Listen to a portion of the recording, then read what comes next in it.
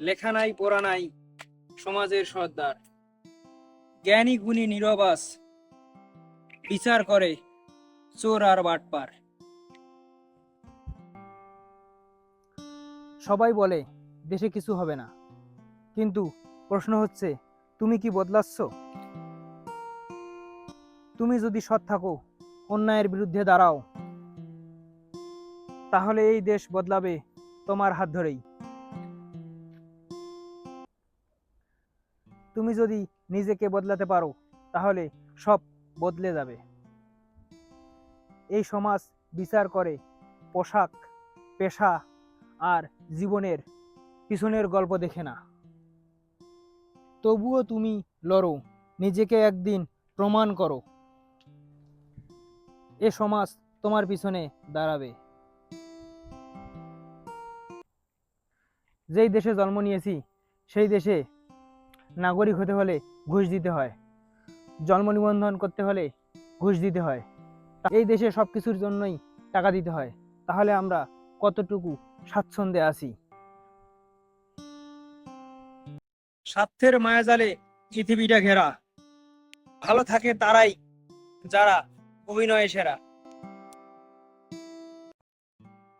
যদি হাঁটতে চাও সফলতার পথে, তবে অজুহাত কেন নিজের সাথে? চেষ্টা করেছো অনেক, হয়নি কোনো লাভ, তাহলে শুনাইতে চাই তোমাকে আরেকটি ধাপ। ব্যর্থতার পরক্ষণেই তুমি ছেড়ে দাও যদি হাল, আরেকবার চেষ্টা কেন করলাম না, এটা ভেবে আফসোস করবে চিরকাল। পাহাড়ের চূড়া থেকে নিচে থাকা মানুষগুলোকে দেখতে লাগে পিপিলিকার মতো। অহংকার সব মিশে যাক, হতে চাই মানুষ মানুষের মতো। নাম যশ কিংবা খ্যাতি থাকুক না থাকুক, আত্মসম্মানটুকুই যথেষ্ট। আমার কাছে দামি আমার মনুষ্যত্ব আর বিবেক। অ্যাটিটিউড দেখানোর মতো চেহারা হয়তো আমার নেই, তবে কারো অ্যাটিটিউড দেখার মতো সময়ও আমার নেই। আমার কাছে আমিই পারফেক্ট। আমার সাথে কোনোদিন দেখা হলে আপনাদের খাওয়াবো মিষ্টি আর দই।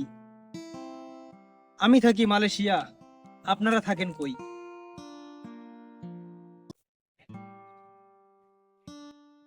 আশপাশে এত শত্রু থাকা সত্ত্বেও আমি একা চলাফেরা করি। তবে আফসোস, আমার শত্রুদের মাঝে এমন কেউ নেই যে আমার গায়ে হাত তুলবে। ছোটবেলায় শিখেছি, তুমি যদি কারো ক্ষতি না করো, তাহলে কেউ তোমার ক্ষতি করবে না। কিন্তু বাস্তবে দেখতেছি, তুমি যার ভালো চাইবে সেই তোমার ক্ষতি করবে।